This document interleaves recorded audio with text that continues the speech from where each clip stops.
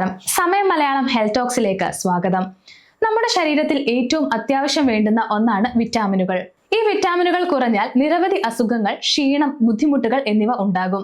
ശരീരത്തിലെ ഭക്ഷണത്തെ ഊർജ്ജമാക്കി മാറ്റുന്ന പ്രക്രിയയിൽ B12 പ്രധാന പങ്ക് വഹിക്കുന്നു. ഇതിന്റെ കുറവ് കടുത്ത ക്ഷീണത്തിനും തളർച്ചയ്ക്കും കാരണമാകും. രക്തത്തിലെ ചുവന്ന രക്താണുക്കളുടെ നിർമ്മാണത്തിന് B12 അത്യാവശ്യമാണ്.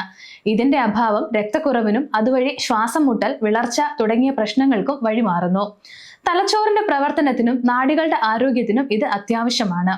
കൂടാതെ ഇവയുടെ കുറവ് ഓർമ്മക്കുറവ് അടക്കമുള്ള പല പ്രശ്നങ്ങളിലേക്കും വഴിയൊരുക്കും. നാം കഴിക്കുന്ന ഭക്ഷണങ്ങളിൽ നിന്നാണ് ഇവ പ്രധാനമായും ലഭിക്കുന്നത്. ഇതിന്റെ കുറവുണ്ടെങ്കിൽ സപ്ലിമെന്റുകൾ വഴി ഇവ ശരീരത്തിന് ലഭ്യമാക്കാം. വാസ്തവത്തിൽ നാം രാവിലെ ചെയ്യുന്ന ചില കാര്യങ്ങൾ വൈറ്റമിൻ B12 കുറയ്ക്കാൻ ഇടയാക്കും. ഇവ എന്തെല്ലാമാണെന്നറിയാം. ഒന്നാമത്തത് രാവിലത്തെ ചായയും കാപ്പിയുമാണ്. രാവിലെ ചായയോ കാപ്പിയോ കുടിക്കുന്നത് പലരുടെയും ശീലമാണ്. ഒരു ദിവസം പോസിറ്റീവായി ആരംഭിക്കണമെങ്കിൽ പലർക്കും രാവിലത്തെ ചായ അല്ലെങ്കിൽ കാപ്പി നിർബന്ധമാണ്. എന്നാൽ ഇത് വിറ്റാമിൻ B12ന്റെ അളവിനെ ബാധിക്കാം. ഒരു പഠനത്തിൽ പറയുന്നത് ദിവസവും 4 കപ്പ് കാപ്പി കുടിക്കുന്നവരിൽ B വിറ്റാമിനുകളുടെ അളവ് കുറയുമെന്നാണ്. കാപ്പിയിലുള്ള ചില ഘടകങ്ങൾ B12ന്റെ ആഗിരണത്തെ തടസ്സപ്പെടുത്താനും മൂത്രത്തിലൂടെ വിറ്റാമിൻ നഷ്ടപ്പെടാനും കാരണമാകും. പ്രഭാത ഭക്ഷണത്തിനൊപ്പം അല്ലെങ്കിൽ B12 അടങ്ങിയ ഭക്ഷണം കഴിക്കുന്ന സമയത്ത് കാപ്പി കുടിക്കുന്നത് വൈറ്റമിന്റെ ആഗിരണത്തെ കൂടുതൽ ബാധിക്കാം. വയറുവേദനയോ നെഞ്ചരിച്ചിലോ ഉള്ളപ്പോൾ കഴിക്കുന്ന ആന്റാസിഡുകളും ആസിഡ് കുറയ്ക്കുന്ന മരുന്നുകളും വൈറ്റമിൻ B12ന്റെ ആഗീകരണത്തെ തടസ്സപ്പെടുത്താം. ഈ മരുന്നുകൾ ആമാശയത്തിലെ ആസിഡിന്റെ അളവ് കുറയ്ക്കുന്നു. വൈറ്റമിൻ B12 ഭക്ഷണത്തിൽ നിന്ന് വേർതിരിച്ചെടുക്കാൻ ആവശ്യമായ ആമാശയത്തിലെ ആസിഡിന്റെ അളവ് കുറയ്ക്കുന്നത് B12ന്റെ ആഗീരണത്തെ ബാധിക്കും. ദീർഘകാലമായി ഇത്തരം മരുന്നുകൾ കഴിക്കുന്നവർക്ക് ഇതൊരു പ്രശ്നമായേക്കാം എന്നാണ് പഠനങ്ങൾ പറയുന്നത്. അടുത്തത് നാരുകൾ കൂടുതലുള്ള ഭക്ഷണങ്ങളാണ്.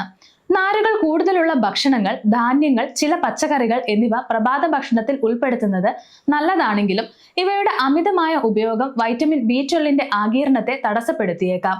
അതുപോലെ കാൽസ്യം കൂടുതലുള്ള പാൽ ഉൽപ്പന്നങ്ങൾ അല്ലെങ്കിൽ കാൽസ്യം സപ്ലിമെന്റുകൾ വൈറ്റമിൻ B12 കഴിക്കുന്ന സമയത്ത് കഴിക്കുന്നതും ആഗീരണത്തെ കുറയ്ക്കും. B12 സപ്ലിമെന്റുകൾ കഴിക്കുന്നവർക്ക് അതിന്റെ സമയം വളരെ പ്രധാനമാണ്.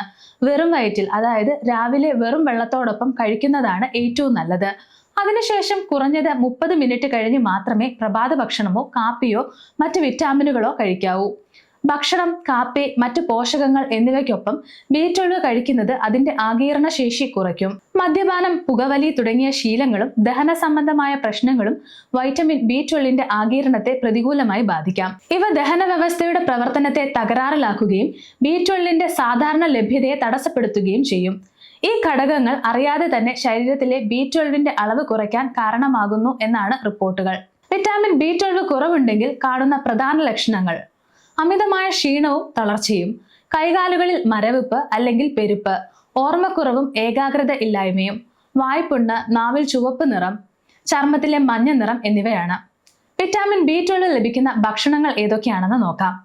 മത്തി, അയല, ചൂര, സാൽമൺ തുടങ്ങിയ മത്സ്യങ്ങൾ കഴിക്കുന്നത് നല്ലതാണ്. ബീഫ്, ചിക്കൻ, മുട്ട, ചെമ്മീൻ, കക്ക, ഞണ്ട്, ധാന്യങ്ങൾ, സോയാ മിൽക്ക്, ബദാം മിൽക്ക് എന്നിവയും നല്ലതാണ്. ഇന്നത്തെ വീഡിയോ എല്ലാവർക്കും ഉപകാരപ്രദമായി എന്ന് വിശ്വസിക്കുന്നു. മറ്റൊരു വീഡിയോയുമായി വീണ്ടും കാണാം. സമയം മലയാളം വാർത്തകൾ ഇനി ടൈംസ് ഓഫ് ഇന്ത്യ സൂപ്പർ ആപ്പിലും. ഇതിനായി പ്ലേ സ്റ്റോറിൽ നിന്നോ ആപ്പ് സ്റ്റോറിൽ നിന്നോ times of India app install ചെയ്യൂ. മലയാളം ഭാഷ തിരഞ്ഞെടുക്കൂ. വാർത്തകൾ ആസ്വദിക്കാം.